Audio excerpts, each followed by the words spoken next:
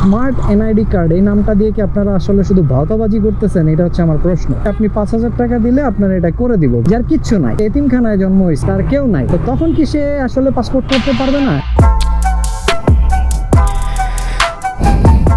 বিসমিল্লাহির রহমানির রহিম।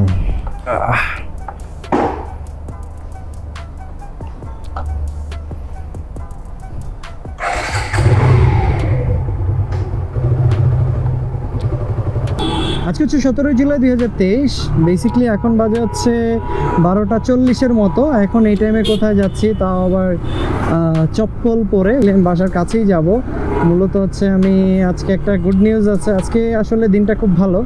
তার আগে গতকালকে থেকে শুরু করতে চাই। গতকালকে ছিল 16 তারিখ অ্যান্ড গতকালকে যেটা হয়েছে, সকালে অফিসে যাওয়ার সময় বাসা থেকে বেরোচ্ছি, তখন দেখলাম মেঘ। আমার অফিস থেকে আমার বাসার দূরত্ব হচ্ছে 1-1.5 কিলোমিটার, কিন্তু এই 1-1.5 কিলোমিটার রাস্তা যাইতে আমার মর্নিং টাইমে, অফিস টাইমে সময় মাঝে মাঝে লাইক 20-30 মিনিট লেগে যায়। আবার কখনো কখনো রাস্তা ফাঁকা থাকলে 1-2 মিনিটেও হয়ে যায়। তো নর্মালি যেটা হয়, শনি রবিবারের দিকে মর্নিং টাইমটাতে যদি আমি বের হই আর্লি মর্নিংয়ে, তখন বেশি সময় লাগে না, কারণ তখন খুব একটা জ্যাম থাকে না, 2-3 মিনিট হলেই হয়ে যায়। তো কালকে আসলে প্রচন্ড মেঘ করেছিল সকালবেলা। আই থট যে আসলে বৃষ্টি নামার আগে আমি অফিসে পৌঁছে যেতে পারবো, বাট গেস হোয়াট, উত্তরবাড্ডা ইউটার্নে আসছি পরেই। মূলত হচ্ছে বড় ভাইরা একটু জায়গা দেন। উত্তরবাড্ডা ইউটার্নে আসছি পরে হচ্ছে ট্রাফিক সার্জেন্ট হচ্ছে আপনার সিগন্যাল দিল, আর সিগন্যাল দেওয়ার পরেই হচ্ছে বৃষ্টিটা শুরু হয়ে গেল। ঝুম বৃষ্টি, লাইক 1.5-2 মিনিট বৃষ্টি হইলো, একদম পুরা ভিজে শেষ। তো এখন ভিজে যাওয়ার পরে যেটা হইলো, কালকে থেকেই গাটা কেমন ম্যাচ করতেছে। রাত্রে আসছে লাইক রাত্রে প্রচুর গা ব্যথা এবং জ্বর। আজকে যেহেতু 17 তারিখ, আমাদের এই ঢাকা 17 আসনে আজকে নির্বাচন। আচ্ছা একটু ওয়েট করেন, আব্বুকে ফোন দিই, তারপর আবার কন্টিনিউ করতেছি। যেটা বলতেছিলাম, লাইক আজকে হচ্ছে 17 তারিখ, ঢাকা 17 আসনের নির্বাচন চলতেছে, এর কারণে অনেক রাস্তাঘাটে বন্ধ। তো এখন এই মুহূর্তে আমি কোথায় যাইতেছি? এই মুহূর্তে আমি আসলে যাইতেছি হচ্ছে আফতাবনগর পাসপোর্ট অফিসে। পাসপোর্ট অফিসে কেন যাইতেছি ওইখানে গিয়ে কাজ শেষ করে তারপরে বলবো। তাহলে চলেন একদম পাসপোর্ট অফিসে যাওয়া যাক। পাসপোর্ট অফিস থেকে বের হয়ে তারপর বাকিটা কন্টিনিউ করবো।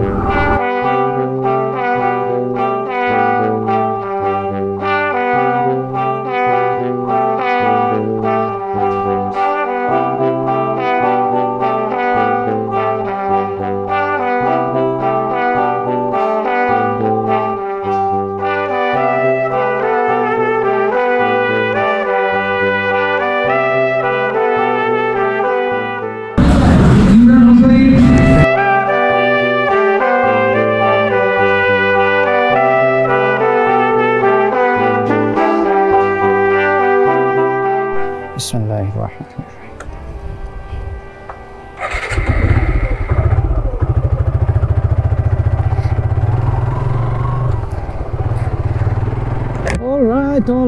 অলরাইট। সো অলরেডি আপনারা হয়তো বুঝেই গেছেন কি কারণে আসছি পাসপোর্ট অফিসে। বেসিক্যালি আসছিলাম হচ্ছে পাসপোর্টের ডেলিভারি নিতে। এবার আসি পাসপোর্টের কাহিনী আসলো কোত্থেকে। পাসপোর্ট নিয়ে তো কোনো গল্পই বলা হয় না।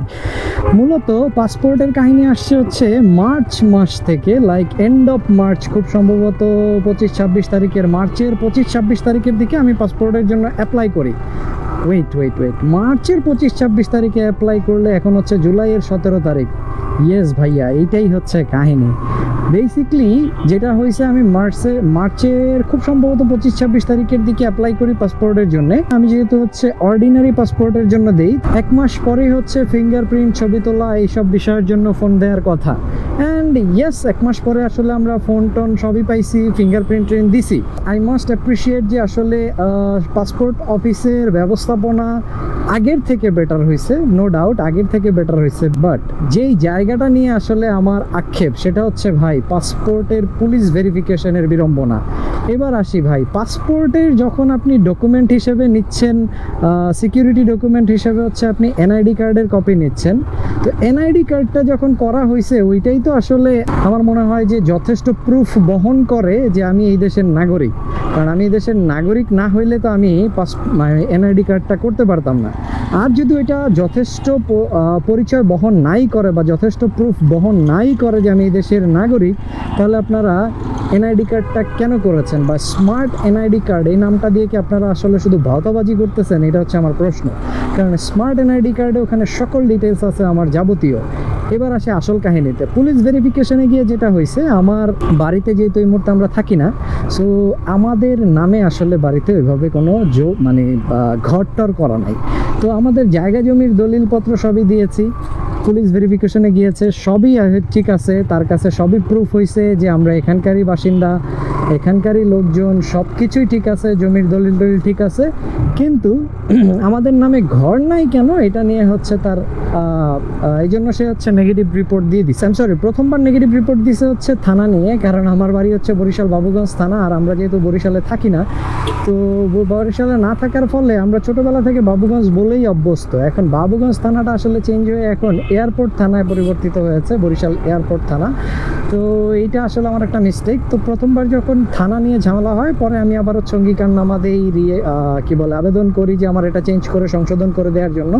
সংশোধন করে দেওয়ার পর সেকেন্ড টাইম যখন পুলিশ ভেরিফিকেশনে যায়, পুলিশ ভেরিফিকেশনে যাওয়ার পরে যেটা হয়, এতক্ষণ যে কথাগুলো বললাম, লাইক তাদের এইটা নিয়ে হচ্ছে নানান নাটক, এবং পরবর্তীতে আমাকে বলা হয় যে আপনি 5,000 টাকা দিলে আপনার এটা করে দিব। ভাই, এটা কি মগের মূল্য? ভাই, আমি একটা পুলিশ ভেরিফিকেশনের জন্য 5,000 টাকা দিব? এইটা নিয়ে তোরাই বড়াই করতে করতে করতে করতে করতে করতে এখন প্রায় এপ্রিল, মে, জুন, জুলাইয়ের আজকে 17 তারিখ, 3.5 মাসের বেশি হয়ে গেছে। এখন আমার কথাটা হচ্ছে, ধরেন যে এই দেশে যার কিচ্ছু নাই, মনে করেন যে এতিমখানায় জন্ম হয়েছে, কিন্তু সে তো এই দেশের নাগরিক, এদেশের নাগরিক, এবং তার হচ্ছে NID কার্ড আছে, সবই আছে। তাহলে ওই ভদ্রলোক যদি ভবিষ্যতে বড় হয়ে কখনো দেশের বাইরে যেতে চায়, তখন সে কি করবে? কারণ তার তো নিজস্ব বাড়িঘর নাই, তার বাবা মা নাই, তার কেউ নাই। তো তখন কি সে আসলে পাসপোর্ট করতে পারবে না? এটার অ্যান্সার কে দিবে? আর আমার কথা হচ্ছে, পুলিশ ভেরিফিকেশনটা লাগবে কেন ভাই? আপনি NID কার্ডের কপি পাইছেন, তাহলে আপনার আবার মানে পুলিশ ভেরিফিকেশনের এই নাটকটা লাগবে কেন? এটা নিয়ে আসলে খুবই বিরক্ত, অনেক বেশি বিরক্ত, কি বলবো, বলার ভাষা নাই। তো যাই হোক, এই কারণে আসলে আমার প্রায় 3 মাসেরও বেশি সময় নষ্ট হয়ে গেল। নষ্ট হয়ে যাওয়ার পরে এখন আর কি ফাইনালি আমি আসলে পাসপোর্টটা পেলাম আজকে অবশেষে। আচ্ছা, তো আজকে যেহেতু আসলে স্পেশাল ডে বলেছিলাম, ওয়ান অফ দ্য রিজন ওয়াজ যে আজকে আমি আসলে পাসপোর্টের ডেলিভারি পেতে যাচ্ছি। এটা একটা রিজন ছিল। আরেকটা রিজন হচ্ছে, আমি শুরুতেই বলেছি আজকে 17 তারিখ, অ্যান্ড আপনারা যারা মিস্টার ক্যান্ডিড বা আমাকে ফলো করেন অনেক আগে থেকে, আপনারা জানেন, বা লাস্ট কয়েকটা ভিডিও যারা দেখেছেন, আমি কোথাও না কোথাও হয়তো বা মেনশন করেছি, না করলেও এখন জানিয়ে দিচ্ছি। আমার হচ্ছে মার্চের 17 তারিখে আই গট ম্যারিড। তো আজকে হচ্ছে 17 তারিখ, সেই সুবাদে আজকে আমাদের 4 মাস হয়ে গেল, আপনাদের ভাইয়া বিবাহিত হয়ে গেছে। তো এখন আজকে যেহেতু 17 তারিখ, সেলিব্রেশনের একটা ব্যাপার। আসলে সেলিব্রেশন কিছুই না। বেসিক্যালি আমি যখন বেরোচ্ছিলাম, তখন আমার আম্মু আর হচ্ছে আমার ওয়াইফ মিলে মজা নিতেছিল যে আজকে কয় তারিখ করে জিজ্ঞেস করো তো। আম্মু বারবার হচ্ছে আমার ওয়াইফকে বলতেছিল, আজকে কয় তারিখ করে জিজ্ঞেস করো তো, আর মনে আছে কিনা।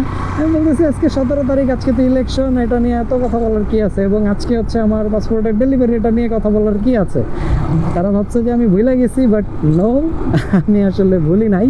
তো এখন হচ্ছে পাসপোর্ট তো পেয়ে গেলাম। এখন যাব হচ্ছে ফার্স্টে আব্বুকে নামায় দিয়ে আসবো তার অফিসে, কারণ সে হচ্ছে অফিস থেকে আধা ঘন্টার ছুটি নিয়ে আসছিল পাসপোর্টের ডেলিভারিটা নেওয়ার জন্যে। সে না আসলেও হইতো, বাট তারপরও হচ্ছে সরকারি কাজের এই নাটকগুলো আসলে খুব বিরক্তিকর। মানে অপ্রয়োজনীয় যে প্যারাগুলা, এই প্যারাগুলা তাদেরকে দিতেই হবে। এইটা কাইন্ড অফ মনে হয় যেন তারা না দিলে তারা যে সরকারি চাকরি করে এটা প্রুফ করে না, বা এটার অস্তিত্ব বহন করে না। দেখছে আমি আর কোনো প্যারা নিতে চাই নাই। তবে আসার পরে দেখলাম যে আসলে আব্বু না আসলেও হইতো। এবার ভালো হয়েছে, সে নিজে আইসা তার নিজের পাসপোর্টের ডেলিভারিটা নিয়ে নিছে। তো এখন আব্বুকে আগে অফিসে নামায় দিব, অফিসে নামায় দেওয়ার পরে যাব হচ্ছে মিষ্টি কিনতে, কারণ আমার বাসায় সবাই হচ্ছে মিষ্টি পছন্দ করে। তো মিষ্টি কিনবো, আর কি করি সেটা তো দেখবোই। তাহলে চলেন আগে আব্বুকে নামায় দিয়ে আসি। এদিকে হচ্ছে এই যে ইলেকশন হইতেছে, মানে ভোট দিতেছে মানুষজন, আর এই জন্য এই যে রাস্তাঘাট পুরোটা এদিকে বন্ধ, ফাঁকা। আর আব্বুকে নামায় দিয়ে আসছি। এখন যেটা হচ্ছে, এখন যাবো হচ্ছে একটা মিষ্টির দোকানে, একটু মিষ্টি নিব বাসার জন্য, যেটা একটু আগেই বললাম। আর যেহেতু আজকে একটা স্পেশাল ডে, তাই একটু আসলে মিষ্টিটা নিব। সেই সাথে হচ্ছে আম্মু বের হওয়ার সময় বলছে কাঁঠাল খাবে। তো লেটস সি, কাঁঠাল, এই যে এখানে কিছু কাঁঠাল দেখা যায়, দেখি কি অবস্থা। বড় ভাই, কাঁঠাল কার ভাই? কাঁঠাল কার? কাঁঠাল ছোট দেখে একটা চাউলা কাঁঠাল বাইর করেন, পাকা। ওই উপরে কাঁঠালটা ভাই, এটা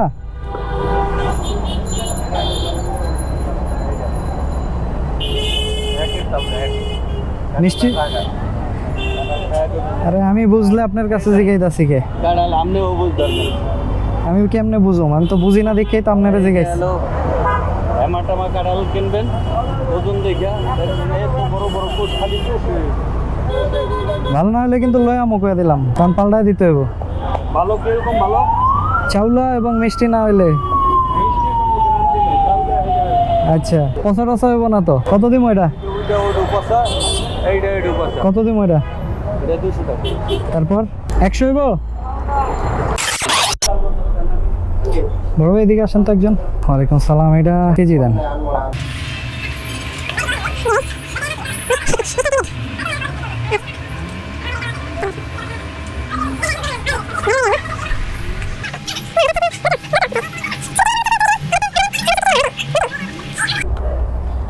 তো এই যে মিষ্টি নিয়ে নিছি, মিষ্টি নেওয়া শেষ। কাঁঠাল আসলে দামে বনে নাই, তাই নেই দেখি সামনে গিয়ে আরো পাই কিনা। ভিতর দিয়ে যাইতেছি কারণ হচ্ছে মেইন রোড দিয়ে গেলে কাঁঠাল পাবো না, দেখি কাঁঠাল পাই কিনা। মিষ্টি নিয়ে নিছি, কোনোটাই তারা জানে না। কাঁঠালটা জাস্ট বলে দিছে, আমি নিব কি নিব না এমন কিছু বলি নাই। তারাও আসলে কনফিউজ যে আমি নিব কি নিব না, বাট তারা এটুকু শিওর যে আমি নেই বা না নেই, আমি হয়তো বা আব্বুকে বলবো, আব্বু হয়তো বা নিয়ে আসতে পারে। তো আমিও যদি পাই আর মিলে যায় তাহলে নিয়ে নিব, লেটস সি। 120 টাকা নিলে 100 ফিক্স রেট। এই যে এদিকে তো পচা দেখা যাইতেছে করে। আমরা রন্দায় ভেঙে দেবো, আমি গাছে গুতা রন্দায় ভেঙে দেবো। রাখবা কত তাই কো? Fix rate fixed rate.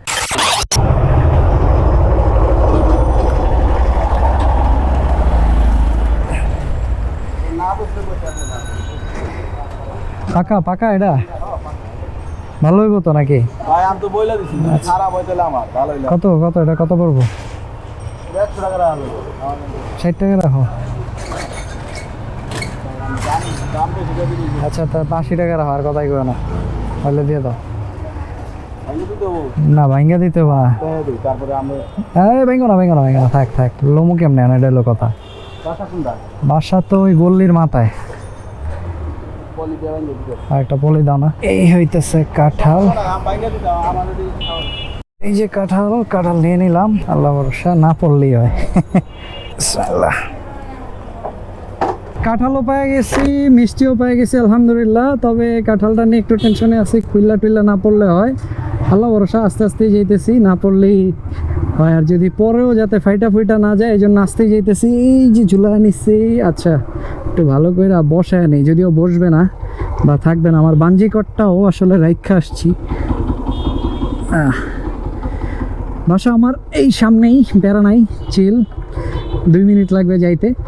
তো যেটা বলতেছিলাম, আসলে দেখেন পাসপোর্টের যে বিড়ম্বনার বিষয়টা, এটা নিয়ে আপনাদের কি মতামত একটু কমেন্টে জানান। লাইক পুলিশ ভেরিফিকেশনের যে বিষয়টা, এইটা কি আসলে থাকার কোনো প্রয়োজনীয়তা আছে কি নাই? আমার কাছে তো মনে হয় এটার কোনো প্রয়োজনীয়তা নাই, অযথাই একটা হ্যাসেল।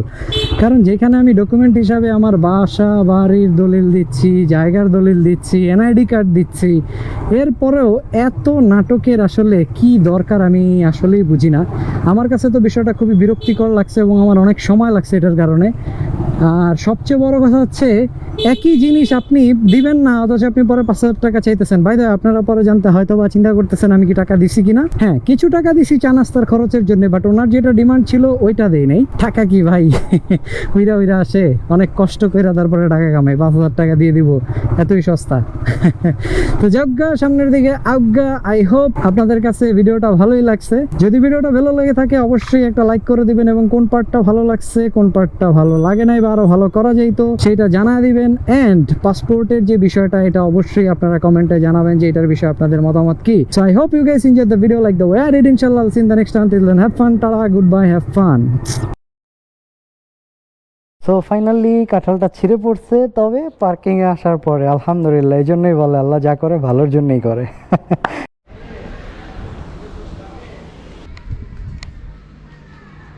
এই না মিষ্টি খাও। আচ্ছা, থ্যাংক ইউ। অ্যান্ড সাবধান, এখন কিন্তু আমি বাংলাদেশি পাসপোর্টধারী। হ্যাঁ, ইতালি যামগা কিছু কইলে।